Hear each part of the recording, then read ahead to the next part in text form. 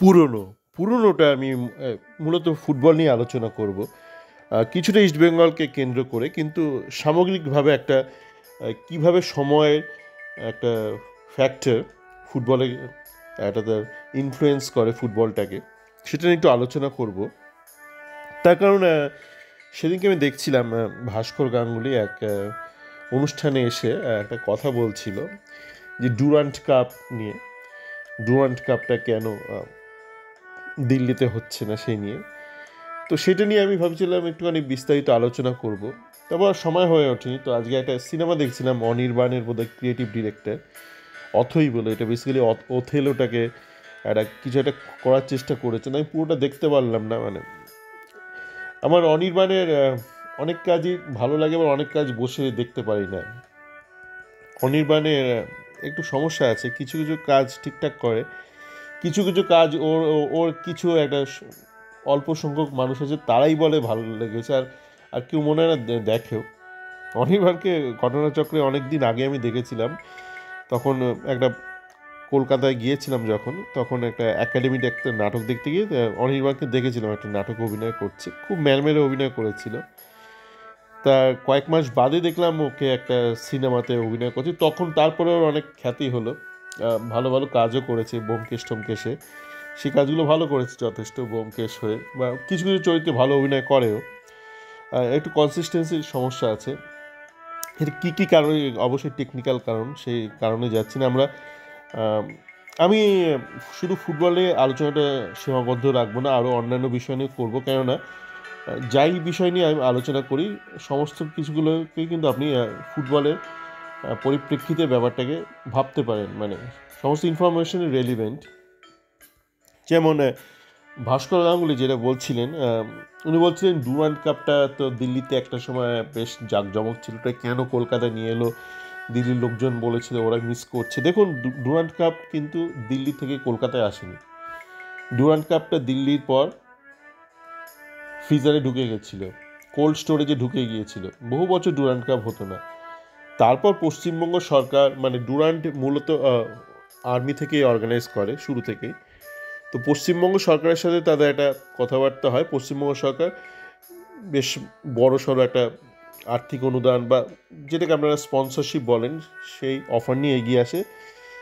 তার দরুন ডুরান্টটা আবার রিভাইভ হয়েছে, মানে ফ্রিজার থেকে আবার বেরিয়ে এসছে। সুতরাং এমন নয় যে ডুরান্টটা কিন্তু দিল্লি থেকে কলকাতা আসেনি, ওরা দিল্লি থেকে নিমতলায় চলে গিয়েছিল, বা শ্মশানের বাইরে মানে শুয়েছিল অন্তর্জলি যাত্রা, সেখান থেকে কলকাতায় এসছে। এবার যদি ধরুন দিল্লির কোনো সরকার, দিল্লিতে এখন ইউনিয়ন টেরিটরি, সেখানকার ইউনিয়ন টেরিটরি কোনো কর্তৃপক্ষ বা যদি কেন্দ্রীয় সরকার অর্থ দেয়, অবশ্যই ডুরান্ডে যেতেই পারে। ডুরান্ডকে রোভার্স অফ বম্বেতে হতে পারে, কেন হবে না? তো এই জন্যই মানে প্রাক্তন খেলোয়াড়দের বা পুরনো দিনের যে খেলোয়াড়দের থেকে আপনি কিন্তু যদি উপদেশ নেন খুব মুশকিলে পড়বেন। এটার জন্য কিন্তু প্রাক্তন খেলোয়াড়রা দোষী তাই নয়। ধরুন আপনি একটা দেশের একটা একটা ইন্ডাস্ট্রিয়ালাইজেশন পলিসি আপনি নির্ধারণ করবেন, তো তার জন্য আপনি যদি এখন গিয়ে বিভিন্ন আইটি কোম্পানিতে বা বিভিন্ন হার্ডকোর ইঞ্জিনিয়ারিং কোম্পানি থেকে যদি সাধারণ কর্মীদের থেকে ফিডব্যাক নেন, তার ভিত্তিতে আপনি যদি একটা দেশের পলিসি বানান, তাহলে সেই পলিসি হলো ম্যাকাইন ইন্ডিয়া হয়ে যাবে, মেক ইন ইন্ডিয়া নয়, ম্যাকা হয়ে যাবে, মানে কিছুই হবে না বেসিক্যালি। তেমনি আপনি ধরুন একটা দেশের হেলথ কেয়ার পলিসি বানাবেন, আপনি যদি এখন প্রাক্তন ডাক্তার বা প্রাক্তন কেন জুনিয়র ডাক্তারদের থেকে উপদেশ নেন, তারা কি বলবে না না, মানে আমাদের সবাইকে কলকাতায় রাখতে হবে, আমাদেরকে কোথাও ট্রান্সফার করা চলবে না, একটা আমরা একটা স্বচ্ছতা চাই, আমরা কলকাতার বাইরে কোথাও যাব না, মালদা মুর্শিদাবাদ কোথাও যাব না, শুধু কলকাতাতেই আমরা চাকরি করবো, মানে যে নিজের দৃষ্টিভঙ্গি থেকেই বলবে। তো আপনাকে যেটা করতে হবে যে কোনো কাজের ব্যাপারে, আপনি ফুটবলেরও যদি পলিসি করতে চান, আপনাকে বর্তমান ফুটবলার, প্রাক্তন ফুটবলার সবার থেকে আপনাকে কিন্তু ইনপুট নিতে হবে, যেটাকে আমরা বলি ভয়েস অফ দ্য কাস্টমার। তো তারপর কিন্তু কী আপনি ঠিক করবেন সেটা কিন্তু আপনাকেই ঠিক করতে হবে, মানে যে ভিশনটা, আপনার যে দর্শনটা, সেটা কিন্তু সবার মধ্যে থাকে না। তো এই যে ধরুন আমি একটা এই লেখাটা আপনারা নিশ্চয়ই অনেকেই দেখেছেন বা এই বক্তব্যটা শুনেছেন, যে লোকজন ক্লান্ত হয়ে গেছে ব্যোমকেশ আর ফেলুদা দেখতে দেখতে। কেন হয়েছে এটা, একটু বোঝার কারণ আছে কেন হয়েছে লোকজন ক্লান্ত। দেখুন, আমরা যেটা দেখি ব্যোমকেশ বা ফেলুদার গল্প, সাধারণত দুভাবে আজকের দিনে দাঁড়িয়ে মানে 2025 বা বিগত কয়েক বছরে দুভাবে আপনাদের কাছে পরিবেশিত হয়ে এসছে। এক হচ্ছে অ্যাজ ইজ মানে টাইম ফ্রেমটা ধরে, সেটা জবেকারী টাইম ফ্রেম হোক, 90s 19 আফটার মানে ইন্ডিপেন্ডেন্স ওই টাইম পিরিয়ডটা হোক, বা 70s 80s, কেউ কেউ একদম হুবহু টাইমটা ধরেছে। আর কেউ কেউ কী করেছে, তারা জাস্ট ওই সবুজ অ্যাম্বাসেডারকে বদলে একটা সবুজ একটা হয়তো মারুতি করে দিয়েছে, যেটা আমাদের বাবুদা করেছে, সত্যজিৎ রায়ের ছেলে করেছে। তার মডার্নাইজেশন মানে হচ্ছে আগে ফেলুদা সবুজ অ্যাম্বাসেডার চলতো, ওটা এখন সবুজ একটা মারুতি হয়ে গেছে। আগে ফেলুদা ডায়াল করে ফোন করতো, এখন ফেলুদা স্মার্টফোন ব্যবহার করছে। কিন্তু যেটা সমস্যা হচ্ছে যে আপনি না হয় এই গ্যাজেটগুলো বদলালেন, কিন্তু আপনি তো সময়টাকে ধরতে পারছেন না। ফেলুদার গল্পগুলো যখন লিখেছিলেন সত্যজিৎ রায়, বা ব্যোমকেশের লিখেছিলেন শরদিন্দু, তখন তো সেই সময়টাকে ধরেছিল। ফেলুদা ক্ষেত্রে সত্যজিৎ রায় ততটাও না ধরলে, উনি কনসিয়াসলি ধরেননি, এমন নয় যে উনি ধরতে পারেন না, উনি কনসিয়াসলি ব্যাপারটাকে খুব নিউট্রাল এবং বাচ্চাদের জন্য রাখার জন্য উনি অতটা ধরেননি। কিন্তু শরদিন্দু কিন্তু একদম মানে সময়টাকে ধরে ও লেখাগুলো লিখেছিলেন। যেমন আপনার ওই গল্পটার নাম মনে পড়ছে না, যে গল্পটা নিয়ে ওই সুশান্ত সিং রাজপুতের হিন্দি ব্যোমকেশটা হলো, যেখানে ওই আফিমে ওপিয়াম ওয়ার নিয়ে, এই ইন্ডিয়া চায়নার এই সমস্যাগুলো নিয়ে একটা গল্পটা ছিল। তো আপনি যদি ওই শুধু মোবাইল ফোনটাকে মানে হ্যান্ড ফোনটাকে বদলে মোবাইল ফোন করে দেন, ডায়াল ফোনের, আর অ্যাম্বাসেডারকে মারুতি করে দেন, তাহলে তো আপনি সময়টা ধরতে পারছেন। আপনি কিছু টুলসকে চেঞ্জ করলেন, কিন্তু বেসিক যে প্লটটা, সেই প্লটটা তো আপনার 1970s রয়েছে, বা 1960s রয়েছে, 1950s রয়েছে, ওটা তো আর 2025টা হচ্ছে না। তো সেই জন্য লোকের ভালো লাগছে না। আপনাকে বুঝতে হবে কেন লোকের ভালো লাগছে। এই নয় যে সত্যি মানে ফেলুদাকে তার ভালো লাগে না, বা ব্যোমকেশকে ভালো লাগে না। এক তো হচ্ছে আপনি একই গল্প ঘুরিয়ে ফিরিয়ে একই প্লটকে বলে যাচ্ছেন, না শুধু আপনি ফোনটা বদলে যাচ্ছেন আর গাড়িটা বদলে যাচ্ছেন, এইটা তো রয়েছে। মানে আপনার প্লট রিপিট হচ্ছে, লোকজন বারবার মানে কখনো টিভিতে, কখনো ওটিটিতে, কখনো বড় পর্দায় একই গল্প দেখছে, তার সাথে সাথে সময়টা একই সময় থেকে যাচ্ছে। তো এইটা কিন্তু ধরা দরকার আছে। সেই জন্য আপনাকে আজকের দিনের চরিত্র লাগবে। আপনি ধরুন পুরনো হলে আমরা অনেকেই সোসাইটিতে তার একটা লায়াবিলিটি হয়ে যায়। মূলত তৃতীয় বিশ্বে সেটা বেশি বেশি হয়। কারণ আমি যখন প্রথমবার কর্মসূত্রে প্রথম বিশ্বের একটা দেশে গিয়েছিলাম, ইংল্যান্ডে আমি প্রথম গিয়েছিলাম, তো তখন দেখেছিলাম যখন আমি ঘুরেছি কেমব্রিজে বা অক্সফোর্ডে, ঘুরতে গিয়েছিলাম, পড়তে যাইনি, মানে চাকরির জন্যই গিয়েছিলাম। রাস্তাঘাটে দেখেছিলাম অনেক প্রাক্তন ব্যক্তি, কিন্তু তারা মানে চোস্ত আজকের দিনে মানে তৎকালীন, সেটা অনেক দিন হয়ে গেল, মানে তখনকার দিনে ফ্যাশনেবল জামা কাপড় পরছে, ফ্যাশনেবল গ্যাজেট বা আপ টু ডেটেড, তাদের চিন্তাভাবনা অনেকে আপ টু ডেটেড। সবার নয়, মানে সবার কখনোই সম্ভব হয় না, কিন্তু একটা সংখ্যাগরিষ্ঠ মানুষ কিন্তু আপ টু ডেট থাকে বা সমকালীন থাকে। কিন্তু আমাদের ভারতবর্ষে দেখবেন, আমাদের স্কুল কলেজের টিচারদের দেখবেন, সেও হলুদ চোতা নিয়ে আসতে হতো। চোতা মানে হলুদ কাগজ, মানে পার্চমেন্ট পেপার হয়ে গেছে। সে হয়তো সেই কাগজ দিয়ে প্রথমবার হয়তো যখন সে চাকরি পেয়েছিল, একটা কলেজে ঢুকেছিল, তখন সে প্রথমবার হয়তো একটা নোট বানিয়েছিল। তারপর সে 10, 15, 20, 30 বছর ধরে একই নোট চালাচ্ছে। আমাদের সময়ও ছিল মানে এরকম কিছু টিচার ছিলেন। তো তারা কিন্তু এই মানে প্রাক্তন হয়ে যান, মানে এবং becomes a liability two the society. তারা একভাবে মানে কেরানির মতন কাজ করে যাচ্ছে, রেপিটেশন করে যাচ্ছে, কিন্তু of no help to the society. তো আপনার যে ফুটবলের ক্ষেত্রেও আপনাকে কিন্তু এই রেলিভেন্সটা খুব দরকার। আজকের দিনে দাঁড়িয়ে আপনাকে আজকের দিনের মতন করে ভাবতে হবে। আর যখন ডুরান্ড কাপ চলতো, রোভার্স কাপ চলতো, তখন কোনো ন্যাশনাল ফুটবল লিগ ছিল না। তো তখন কলকাতার ফুটবল লিগটা শুরু হতো, বর্ষার সময় শুরু হতো, এবং তারপর একের পর এক টুর্নামেন্টগুলো হতো। তো আজকের দিনে দাঁড়িয়ে আপনার যেহেতু একটা ন্যাশনাল লেভেলের লিগ আছে, যেটা আইএসএল ভারতের ক্ষেত্রে, সেটা ডিউরেশন যাই হোক না কেন, তার টিমের সংখ্যা যাই হোক না কেন, সেটা কিন্তু একটা মেজর একটা টাইমকে ওটা খেয়ে রেখে নেয়। তো সেই ক্ষেত্রে আপনাকে কিন্তু সেই মতন করেই টুর্নামেন্টগুলো ভাবতে হবে। যেমন একটু আগেই দেখছিলাম এইটা রেকর্ড করার আগে, যে খুব সম্ভবত ফেডারেশন থেকে যেটা ভেবেছিল, এটা আমার বক্তব্য না, মানে আমি কোনো সাংবাদিক নই, এটা ওই রেপ স্পোর্ট, আমাদের যে বোরেবাবুর যে চ্যানেলটা আছে রেপ স্পোর্টস, সেখানেই বলছিল যে সেপ্টেম্বর 1 থেকে 9 আহ, ওই সময়ের আশপাশে করার কথা ভাবছিল, সুপার কাপ বা ফেডারেশন কাপ। কিন্তু তখন যেহেতু একটা ফিফার উইন্ডো আছে, মানে ফ্রেন্ডলি উইন্ডো, ইন্টারন্যাশনাল ফ্রেন্ডলি, তাই হয়তো তখন করবে না। তো ঠিক আছে, করবে না, খুব ভালো ব্যাপার। কিন্তু তখন তো তাহলে আইএফএ শিল্ড হতে পারে, কারণ আইএফএ শিল্ডের জন্য তো আইএফএর হাতে টাকা রয়েছে, স্পন্সর রয়েছে, শুধু টাইম স্লটটা পাচ্ছে না। তো সেক্ষেত্রে আইএফএর উচিত সেই স্লটে করে। এবার আপনি বলতেন আমার শ্রেষ্ঠ টিম তো খেলবে না, খেলবে না তো কী হয়েছে? আপনার টিম তো এগুলো তো সারা বছর ধরে আমার প্রচুর টুর্নামেন্টের অপশন থাকা দরকার। এবার আপনি যদি আপনার পোষালে আপনি খেলবেন না তো খেলবেন না। আপনার যদি টিমের গভীরতা থাকে, আপনার যদি টিমের বেঞ্চ স্ট্রেংথ ভালো থাকে, যদি টিমের জুনিয়রের সংখ্যা বেশি থাকে, তাহলে খেলবেন। আর ইন্টারন্যাশনাল প্লেয়াররা তো রয়েছে, সেক্ষেত্রে আইএফএ শিল্ডে ছখানা বিদেশি করে দেওয়াই যেতে পারে, যে যেহেতু ন্যাশনাল টিমের প্লেয়াররা নট অ্যাভেলেবল, তখন তো ছটা বিদেশি খেললো, বাকিরা তো খেলার মধ্যে রইলো। আপনার টিমের প্রত্যেকটা দেশি প্লেয়ার তো আর গিয়ে ইন্টারন্যাশনাল ফ্রেন্ডলি খেলছে না ভারতের জাতীয় দলের হয়ে, তো বাকিদের জন্য তো টুর্নামেন্ট লাগবে। তো এই অপশানগুলো দরকার। তো আপনাকে আজকের মতন দাঁড়িয়ে আজকের মতন করে ভাবতে হবে আপনার আমলে কী ছিল তখন, মানে পরিস্থিতি পরিবেশ সমস্ত আলাদা ছিল, তখনকার চ্যালেঞ্জেস আলাদা ছিল, তখনকার অপশানস আলাদা ছিল। তো আপনাকে কিন্তু আজকের মতন ভাবতে হবে। সেই জন্যই যেটা বলা, যেটা হচ্ছে আপনি যদি পুরনো হন, আপনি সমাজের কাছে একটা বোঝা হয়ে যাবেন যদি না আপনি নিজেকে একটা আপ টু ডেটেড রাখেন বা সমকালীন রাখেন। আপনার কিন্তু আজকের মতন করে আপনাকে ভাবতে হবে। এই যে সিনেমার ক্ষেত্রে আমি বলছি, সিনেমার ক্ষেত্রে আপনারা দেখবেন এই যে বাংলা সিনেমা চলে না, অনেক বাংলা সিনেমা চলে না। আবার আমি সেদিনকে একটা ওটিটিতে একটা একটা সাউথ ইন্ডিয়ান সিনেমা দেখছিলাম। তো সিনেমাটা জানি না হিট হয়েছে কিনা, কিন্তু মনে হলো হিট হয়েছে, কেননা সিনেমাটা দেখার সময় ভাবছিলাম যে সিনেমাটাতে কী কী এলিমেন্ট আছে। প্রচুর অ্যাকশন আছে এবং প্রচুর মানে গ্রোস ব্যাপার, মানে খুব মানে রক্ত রক্ত রয়েছে, মানে হিংসা রক্ত প্রচুর রয়েছে, ওই অনেকটা অ্যানিমেল সিনেমার মতো। এবার অ্যানিমেল সিনেমাটা কিন্তু চলেছে, যদিও আমরা অ্যানিমেল সিনেমাটাকে বলি পৈশাচিক একটা সিনেমা, কিন্তু আজকের দিনে মানুষের যে অস্থির একটা মন রয়েছে, সেই মনটাকে কিন্তু ও একটা ক্যাপচার করেছে। যে অস্থিরতার মধ্যে প্রচুর রক্ত রক্ত ঢেলে দিয়েছে অ্যানিমেল সিনেমাটা। এই সিনেমাটাও প্রচুর অ্যাকশন রয়েছে, কিন্তু এই সিনেমাটা কিন্তু একই কাজ করেছে। সুতরাং আমার মনে হয় সিনেমাটা হিট হয়েছে, যদি আমি জানি না, কিন্তু ফর্মুলা দেখে মনে হচ্ছে এটাও হিট হয়েছে খুব সম্ভবত।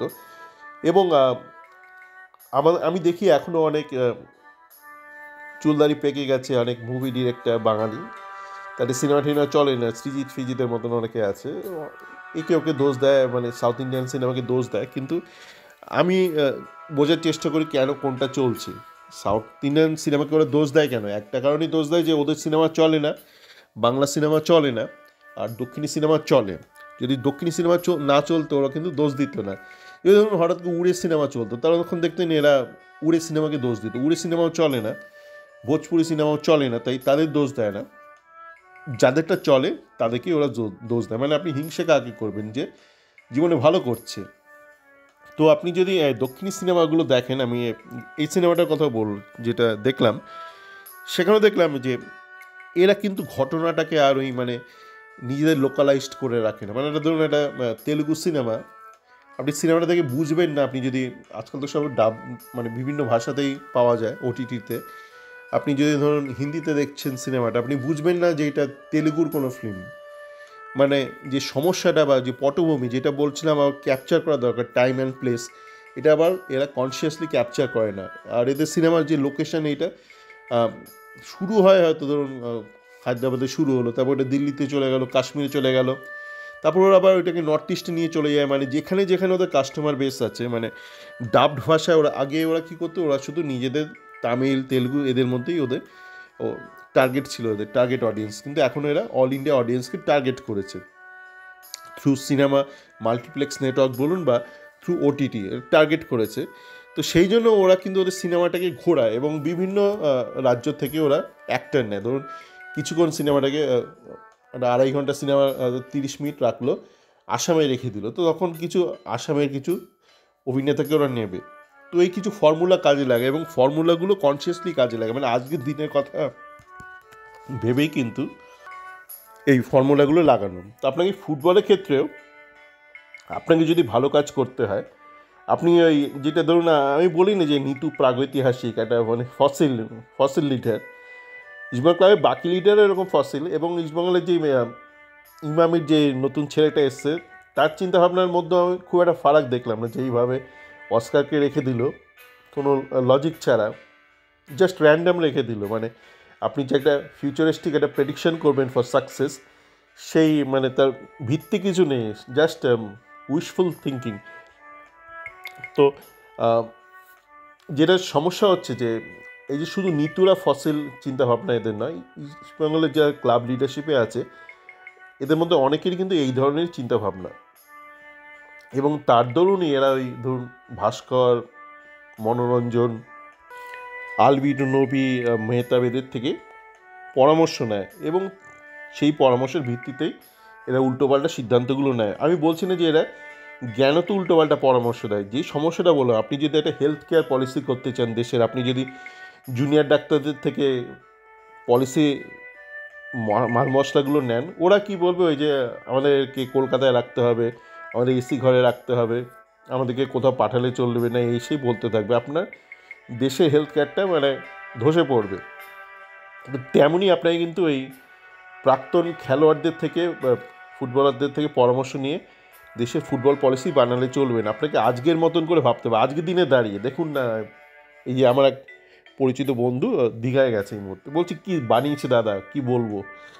এবার আপনারা অনেকেই জানেন আমি উদ্বোধনের আগে থেকেই কিন্তু বলছিলাম মন্দিরটা ভালো চলবে, তার কারণ হঠাৎ করে মানে যারা ধরুন খুব সহজ বাংলায় বলছি, যারা বিজেপি পন্থী এবং যারা সিপিএম পন্থী, যারা তৃণমূলপন্থী তারা তো শুরু থেকেই বলছে মন্দির দারুণ বানিয়েছে, দিদি দারুণ বানিয়েছে। আর যারা সিপিএম অ্যান্ড বিজেপি তারা শুরু থেকেই বলছে না মন্দির চলবে না, পুরী আসল, পুরীতেই আমাদের জগন্নাথ। কিন্তু আসল ঘটনা হচ্ছে, আমি জানি না কোনো বাঙালি পুরীর মন্দিরে যাওয়ার জন্য পুরী যেত কি না।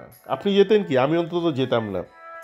আমরা সবাই কি করতাম, পুরীর যে বে অফ বেঙ্গলের বিচটা খুব ভালো ছিল, সুন্দর ঢেউ আসতো, সেই ঢেউয়ের আনন্দে আর হলিডোমে থাকবো, ভালো খাওয়া দাওয়া করবো, মাছ ভাজা টাছ ভাজা খাবো, খাজা খাবো, কাকাতুয়ার খাজা, তার সাথে সাথে একদিন মন্দিরে যাব। মন্দিরটা কিন্তু প্রাথমিক আকর্ষণ ছিল না, কোনো কালেই ছিল না। হয়তো একজন দুজন বাঙালি থাকবে সে যদি মানত করে থাকে, কিন্তু কোনো কালেই ছিল না। কিন্তু এখন যেহেতু কেউ কেউ ধরুন ঘোর সিপিএম পন্থী বা ঘোর বিজেপি পন্থী, আর মন্দিরটা বানিয়েছে মমতা, বানিয়েছে তৃণমূল বানিয়েছে, তাই তারা বলবে না না মন্দিরের ব্যাপার। কিন্তু যেটা ঘটনা সেটা হচ্ছে যে নস্টালজিয়া, যেটা আমি বলেছি যে আমার দীঘার পুরীর প্রতি একটা দারুণ নস্টালজিয়া আছে, কিন্তু নস্টালজিয়াটা আমার নস্টালজিয়া কিন্তু মানে ধ্রুব সত্য নয়। ধরুন আমি গ্লোবের সিনেমা দেখতাম বা নিউ এম্পায়ারের সিনেমা দেখতাম, তো সেটা তো উঠে গেছে, তা বলে কি সিনেমা দেখা থেমে গেছে? ওগুলো আমার নস্টালজিয়া আমার মধ্যেই থাকবে, আমার সাথেই এদিক ওদিক ঘুরবে, মানে মানুষের সাথেই থাকে, মানুষের সাথেই চলে যায়, মানুষের নস্টালজিয়া। নতুন যে আগামীর যে ভবিষ্যৎ প্রজন্ম, তাদের নস্টালজিয়া সময়ের সাথে তৈরি হয়। তো আপনাকে বুঝতে হবে যে দীঘাটা কেন চলছে বা দীঘাটা কেন এগিয়ে, এবং পুরী যদি দিনরাত খালি দীঘাকে গালমন্দ করে, তাতে করে কিন্তু পুরীর প্রতি মানুষের আকর্ষণটা বাড়বে না।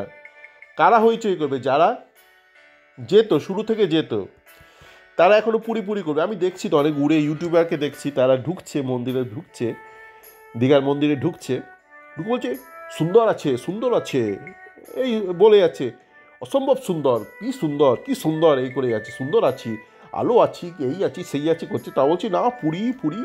আবার একজন ইউটিউবার দেখি বলছে ভেতরে কেন মোবাইল অ্যালাউ করছে, এ নিজে মোবাইল নিয়ে গেছে, নিজে ইউটিউবার। এরকম অনেক উড়ে ইউটিউবারগুলো বলছে ভেতরে কেন মন্দিরও ভেতরও কেন মোবাইলও এই বলে যাচ্ছে, নিজে দিকে মোবাইল তুলছে। কেন আপনি কি মানে মোবাইলটাকে কি কোনো একটা মতফত ভাবছেন?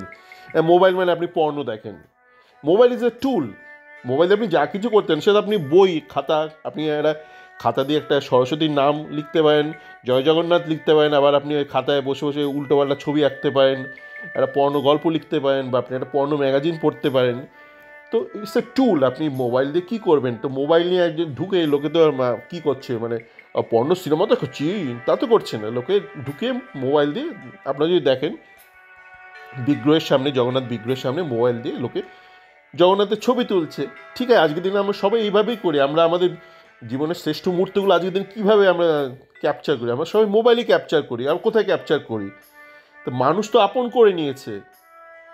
মানুষ তো মানুষ সবার আগে কার ছবি তোলে, নিজের ছবি তোলে, মানুষ নিজের সেলফি তোলে, সে লোকের সেলফি না তুলে জগন্নাথের ছবি তুলছে, এর চেয়ে আপনি বেশি কি চাইতে পারেন? এইটাই আপনাকে আজকের মতন করে ভাবতে হবে। আসলে ভালো থাকবেন।